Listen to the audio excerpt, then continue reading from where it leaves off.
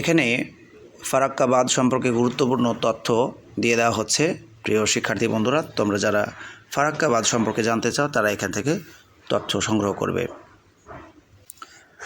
প্রিয় শিক্ষার্থী বন্ধুরা, ফারাক্কা বাঁধটি হিন্দুস্তান কনস্ট্রাকশন কোম্পানি কর্তৃক নির্মিত হয়েছিল।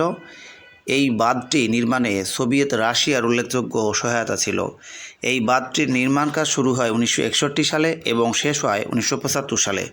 এই বাঁধের দৈর্ঘ্য 2240 মিটার। এই বাঁধ নির্মাণের উদ্দেশ্য ছিল কলকাতা বন্দরকে পলির হাত থেকে রক্ষা করা এবং হুগলি নদীর জলপ্রবাহ বাড়ানো। তাহলে এই টেক্সট থেকে আমরা কি জানতে পারলাম যে ফারাক্কা বাঁধটি হিন্দুস্তান কনস্ট্রাকশন কোম্পানি কর্তৃক নির্মিত হয়েছিল।